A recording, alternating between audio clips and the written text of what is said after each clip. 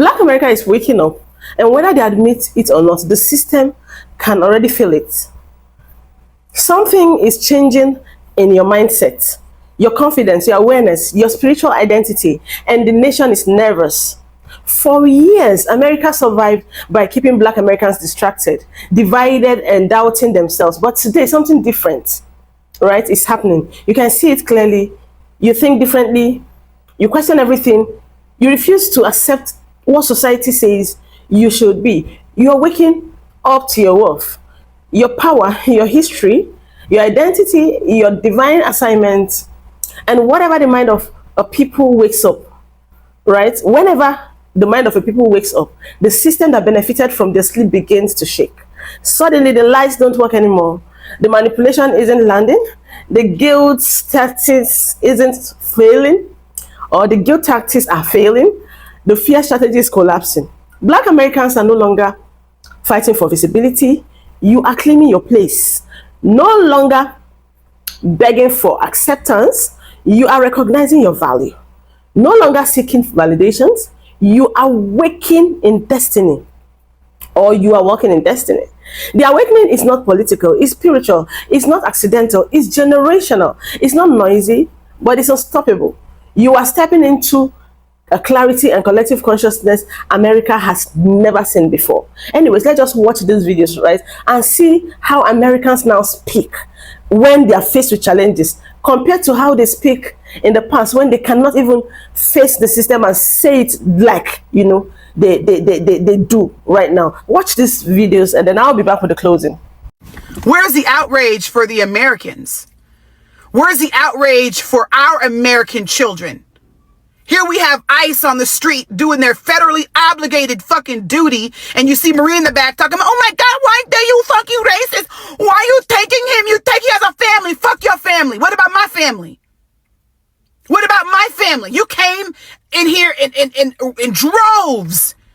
You walked in my house and tried to rearrange it. I'm supposed to adapt to you? Absolutely not. My daughter got in the car yesterday and said, Mom, I was able to breathe in the corridors at school. My children didn't even get to experience the type of high school that I had, where we had 2 15-minute breaks and a 55-minute lunch, and we were able to go off campus. Theirs is 20 minutes because they have an influx of students they're trying to feed. Get them in, get them out, quick. I dropped off my son in the drop-off line today, and it was 8 cars as opposed to 85. You know how much stress that is for these fucking children, all these fucking people?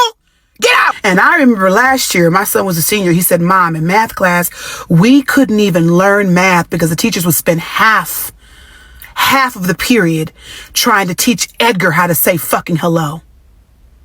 When you have such an influx of people coming into one country, there's going to be hiccups. So yeah, ICE might pick up illegal by accident. You better carry your papers. Thank the fucking Democrats for keeping the border open. Thank you for these motherfucking legals who try to come in here and do this shit the shiesty way. That's what happens when you do shit the wrong way. I have no sympathy or empathy for you. Not at all. If it was that easy to become a U.S. citizen, everybody would fucking do it, but it's not. Welcome to life, motherfucker. Come with me to be ignored as a Black shopper at the Los Gatos Apple store. And yes, you heard that correctly. I documented my experience being ignored as a Black shopper in Los Gatos, California. Let's get into it. I walked into the store fully intending to buy an iPhone 17 in black, 256 gigabytes.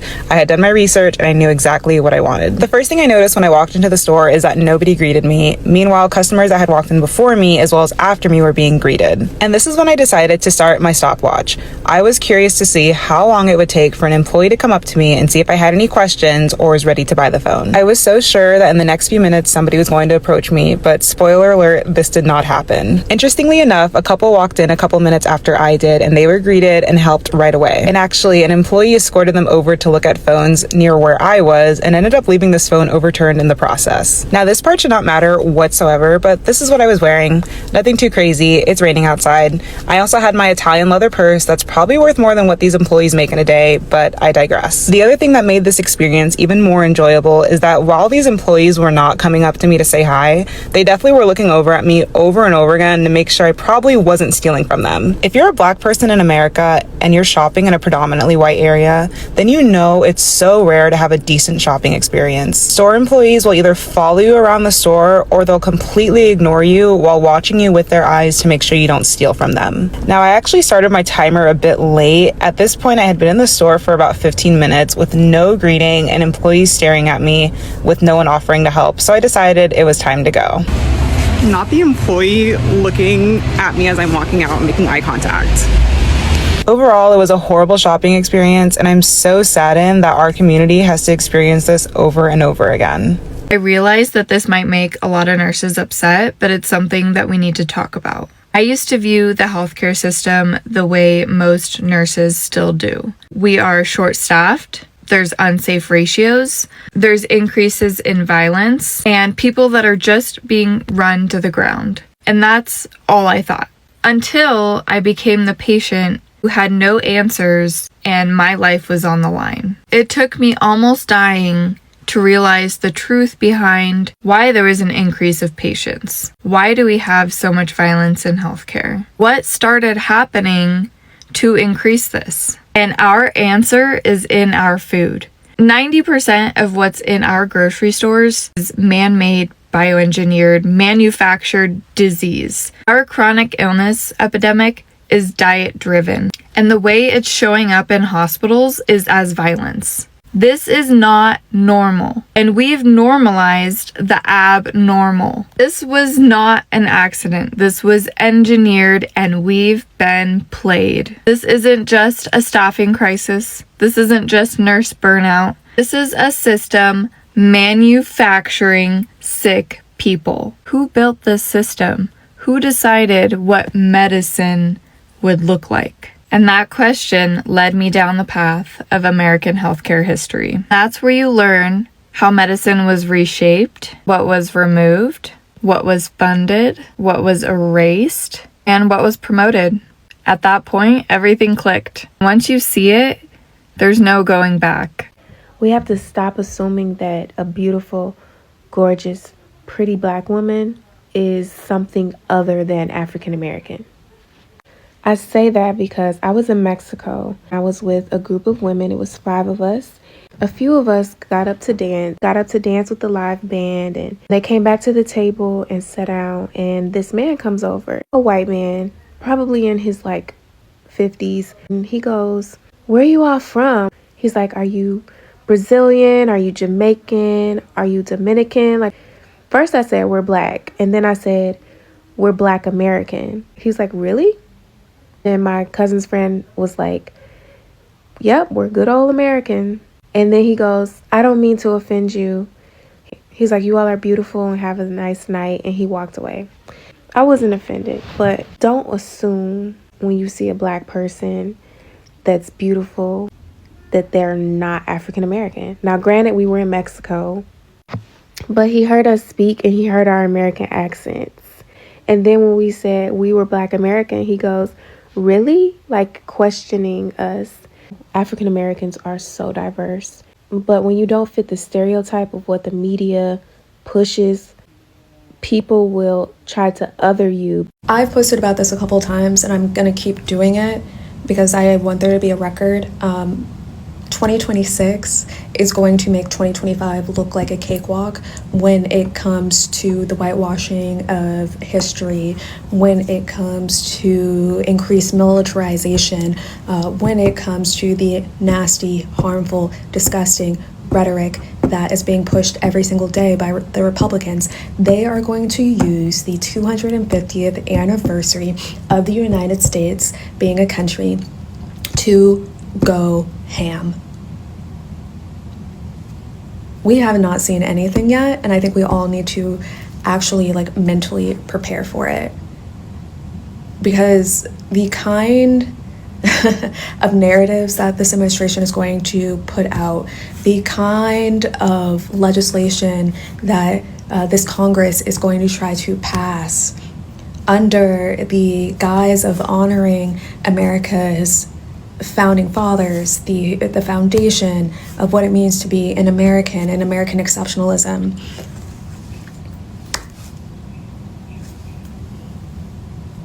Start preparing yourself for that mentally now.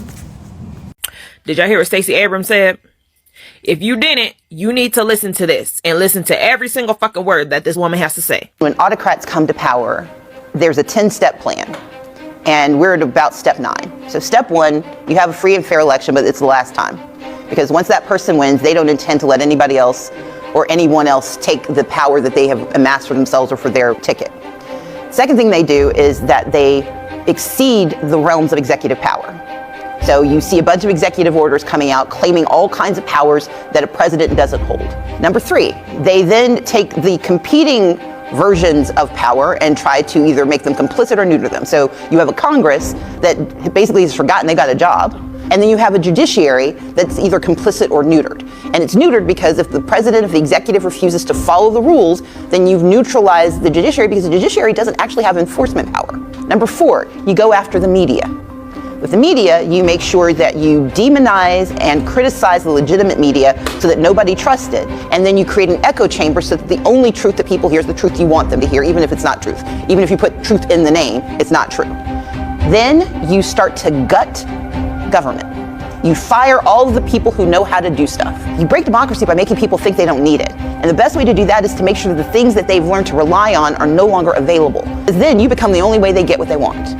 So you fire the CDC so that vaccine rates drop and the disease rises. You fire FEMA so that when there's a natural disaster, the only way you get what you need is by begging for it. So you gut the civil service so that no one can actually do the work that democracy is supposed to protect us for. At the same time, you hire a bunch of people that you call loyalists, and you put them in place so that they don't hire anybody who doesn't agree with you, but you also put them in positions of power. So then your next step is that you go after the people who do the good work. So you sue law firms, you sue philanthropies. Then step 7, you got to have someone to blame. They've blamed everybody. They've blamed women, they've blamed children, they've blamed people of color, they've blamed immigrants. They are doing all of that because they know at step 7, if you can push that forward, then we're fighting each other and fighting for survival instead of fighting for our country. And then you start to incentivize private violence. That's step 9. Maybe you send the National Guard and Marines and you militarize kidnapping people off of the streets, throwing them into detention camps, and then arresting people who dare to challenge you, calling any question obstruction of justice. Civic participation, the First Amendment, is the 9th category because if you can militarize your response, you also convince people it's not worth the possible pain of calling out the problems. And once you've gotten to step 9, step 10 is easy. You make sure no one ever votes again because now you've got them captive, now you've got them scared, now you've got them poor, and now you've got the power. That's autocracy in 10 steps. All she did was speak our fucking reality right now. That's exactly what has happened since January of 2025. Exactly. Step by step. Literally step by fucking step. And y'all are gonna try to sit here and act like y'all don't see what the fuck is happening? Open your fucking eyes. Why y'all think Dookie Booty said you'll never have to vote again? Why do y'all think he said you'll never have to vote again?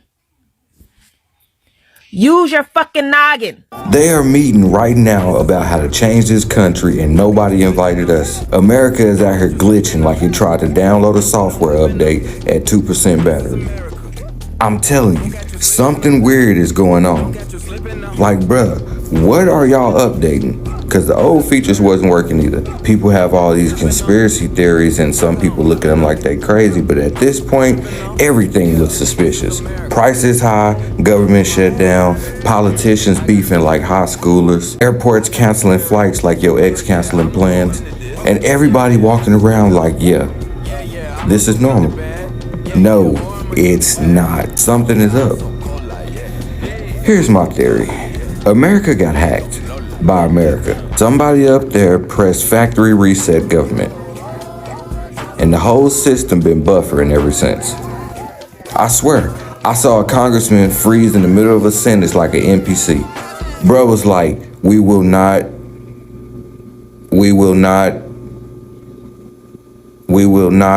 and then rebooted like, be intimidated. And the signs are all there. The government shut down like it was taking a nap. Billionaires moving quiet, politicians switching sides like Uno cards. Epstein files creeping out the vote like, hey, big head. And folks living on military bases like it's a group Airbnb. I think behind closed doors, they building a new government, like IKEA furniture. Step 1, remove democracy. 2, loosen the screws. 3, blame the public. Then they'll be like, we did our best. No, you didn't. Y'all skipped to step 4 and the whole country leaning to the left like busted shelf. Ay, Dios mío. And the wild part, nobody prepared us. The country changing faster than fast food prices. I walked outside the other day and the air felt different. You ever breathe and go, yeah, that's some government air. Something changed. Anyway, if tomorrow America wake up talking about welcome to version 3.1, we've updated your rights and removed stability, I'm telling you now, I called it. Something going on. Something cooking, and the stove been on for a minute. I've been feeling the heat. And if y'all see a loading bar appear up in the sky, run. If you are an American, I need you to really pay attention to this. I know that last week a lot of us were really concerned about the fact that Zohran Mamdani had won the mayoral election in the state of New York, or the city of New York. But there's a lot more to this. I'm going to read an article that I had come across, and I'm just going to start by saying 4276. 4276. So this is from Muslim Network TV. I do not know all the fancy doodads on how to make videos, so please bear with me. I am reading from here. And this is what it reads. 42 Muslim Americans win in United States elections, making record milestone. From New York to Virginia, Muslim candidates make record gains, reshaping United States politics and signaling the community's rising influence despite Islamophobic attacks and disinformation campaigns. It continues, in a remarkable show of civic engagement and perseverance, 42 Muslim Americans have been elected into public office across the United States in this year's off-year election.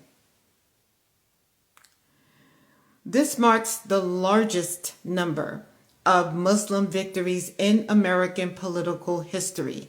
The diverse group of winners spans at least 9 states, from New York and Virginia to Michigan, New York, New Jersey, Maryland, Washington, Ohio, Pennsylvania, and North Carolina.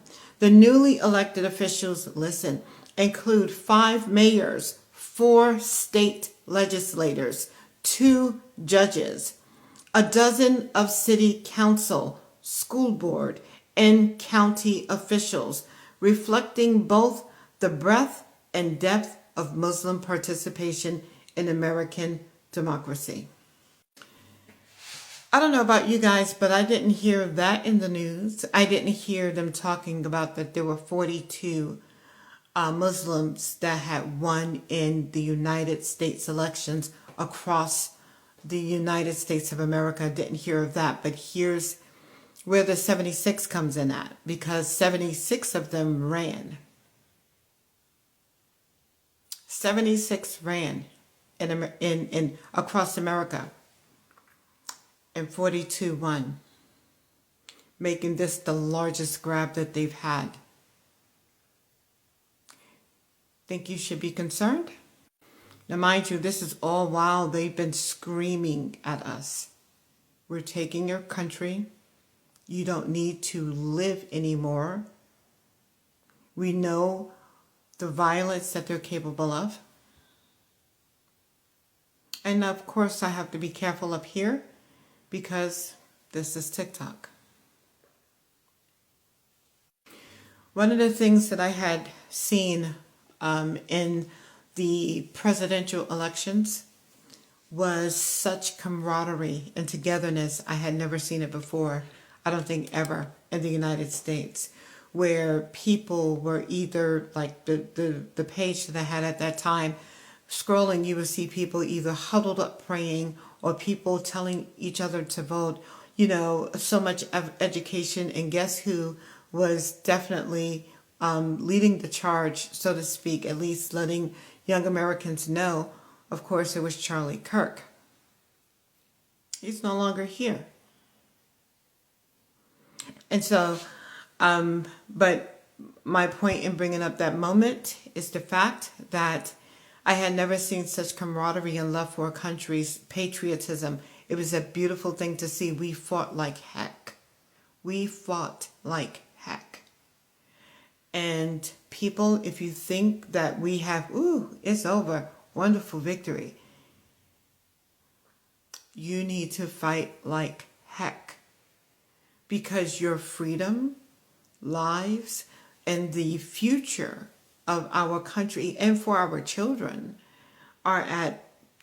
is something to be concerned about. Listen, I've had some, I just want to make sure that this page doesn't come down. So, this video. So this is why I'm being somewhat cryptic, even though I've seen far worse videos.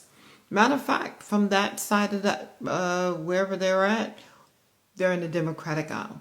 And I don't say that to be facetious, to be, shade. They said it. They said it. Some of their leaders, they were like, you would never catch them ever vote Republican, because Republicans have values. Their word, not mine. They said that they want you, on LGBT stuff, and they want you on, abortions and stuff like that. They want you doing that because then they're able to push in and do what they want to do. And so I thought you should know it. I've been kind of looking at Georgia because I noticed that in the state of Georgia, we have one that's running for governor in 2026. And then I found out as I was looking into that, that's when I found out that there's 10 that are city councils that are serving in a city council.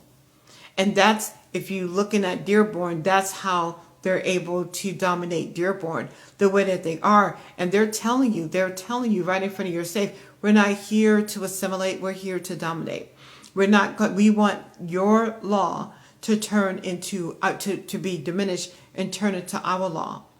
And so there's that. And then so you have, now, let me just say this, for those of you who've been paying attention to people, I'm not even going to say names because I don't want you to get caught up on that.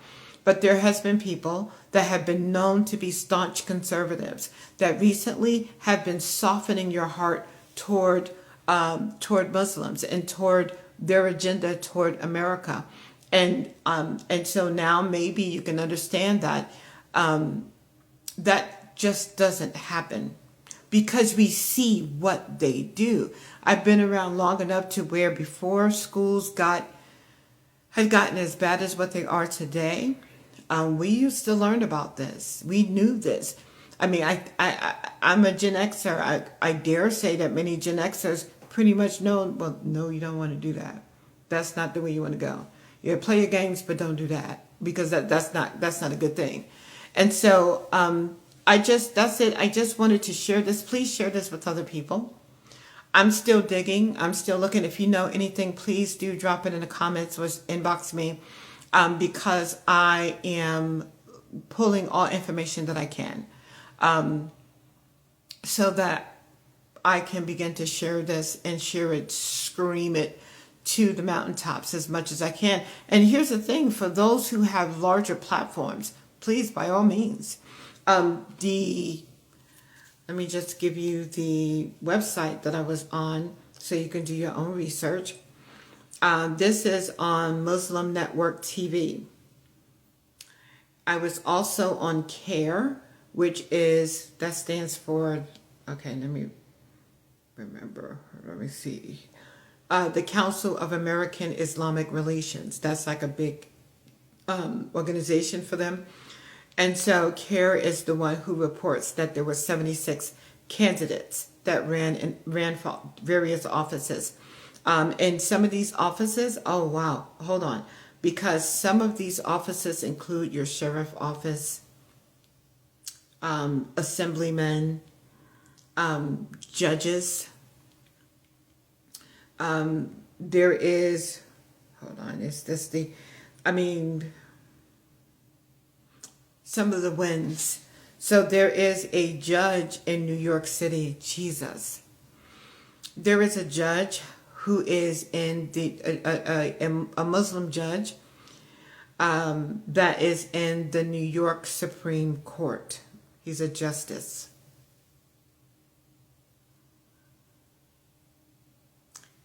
I don't even know if, I pray that you know enough to know that you should take this deadly serious. I'm always got to be the person to say it, and I don't want to be the person to say it. But Donald Trump has been president for 9 months. 9 months! And I'm seeing videos from Chicago, D.C., where people are like, yo, I feel safe.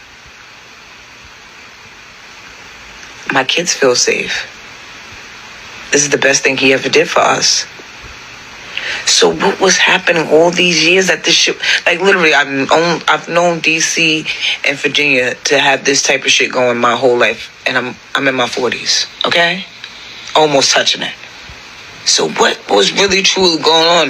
If a motherfucker became president 9 months ago and cleared that shit out with just a flick of the pen, I'm just thinking, like, did y'all really ever care? She's asking the right question, because these areas are controlled by Democrats. But the best way to understand people is to pay attention to their incentive structures. Democrats are not incentivized for Black Americans to do better. If you think about the Democrats' platform, it's about making everybody a victim. If you're Black, the system's racist and it's against you, and we are the people who are going to fix that problem for you. Those Republicans, they're racist. If you're gay, they don't like you because you're gay. If you're a woman, they don't like you because you're a woman. If you're an immigrant, they don't like you because you're an immigrant. And again, back to Black people, the reason you're struggling is because of history, racism, and the system. It's not your decision making. It's not you making poor decisions. But here's the thing. If they can keep you focused on everything except accountability and your own personal agency, that makes you a perpetual voter for Democrats. Because you will continue to believe that the reason you and your people are not succeeding is because the system is racist and it's against you, and you believe the Democrats are fighting to fix that system, when in reality, the system is not against you. And the biggest reason Black Americans are now struggling is because of Black Americans. Our mindsets, our belief systems, the way we go about things. The system is no longer the primary factor. It's us. But again, if Black Americans start taking accountability, making better decisions, and doing better, they will need the Democrats less. Then the Democrats will actually have to be accountable for getting things done. As long as Black people think white people and Republicans are racist, Democrats are like, oh, we got it locked. But if Black Americans start doing better and start catching up with the other races, and they start thinking maybe this place isn't that racist, Democrats have to have a new talking point, or they have to do something different to continue to get the Black vote. That's more work, and it's more dangerous for their political power. So again, it actually works in Democrats' favor for Black people to continue to struggle. It doesn't actually help them if they actually fix our problems. So simply put, Democrats are incentivized for Black people to continue to struggle. Also, don't forget, I have a free email newsletter where I give you morning updates about what's going on. It's a great place to get regular information from me, and I cannot be censored here. The link's in my bio. Just go there, click the link. You'll see the screen. Drop your email in, hit subscribe, and you'll be good to go. I'll see you in the next one. You've probably never heard her name, but in 1840s New York, Hester Lane was a free Black woman doing what America swore was impossible, building wealth in a world designed to strip her of it. She ran a business, employed her community, and used every dollar to free others from slavery. And when freedom failed to protect her, she learned something about America's favorite illusion: justice for sale. Hester Lane was born enslaved in Maryland around 1800. She worked her way north, saving every coin until she could purchase her own freedom, and later the freedom of others, including relatives and friends. Once in New York City, she built a reputation as a successful entrepreneur, running a hair care and furnishings business that served both white and Black customers. She was respected, wealthy even, at a time when Black women couldn't vote, couldn't testify against a white man, and were still one mistake away from being kidnapped back into bondage. But she kept building anyway, because her idea of freedom wasn't survival, it was leverage. In 1840, Lane was nominated by Black abolitionist leaders for membership in the American Anti-Slavery Society, one of the most prominent organizations in the fight against slavery. Her nomination caused an uproar, not because she wasn't qualified, but because she was Black. White abolitionists, including some women who called themselves allies, refused to accept her. They said admitting her would cause trouble. Imagine that, a woman who bought people's freedom with her own money, being denied a seat by people who claimed to be fighting for freedom. Hester Lane wasn't rejected by enslavers. She was rejected by abolitionists, and her exclusion exposed a fracture that the movement didn't want to face. Even inside freedom's fight, Black women were still considered expendable. After the humiliation, she didn't disappear. She kept buying people's freedom, kept donating to mutual aid funds, kept employing young Black workers that others refused to hire. She turned her store into a lifeline for the newly freed. Proof that abolition wasn't a theory to her, it was practice. But history erased her name. She died sometime after 1849. The records end there, her story, buried like so many others. Yet, every time somebody tells you that Black women weren't business owners or leaders before emancipation, remember her. They wouldn't let her join the movement that she funded, but she didn't need their permission to be part of liberation. She was the movement, just not the one they could control. Say her name. Hester Lane.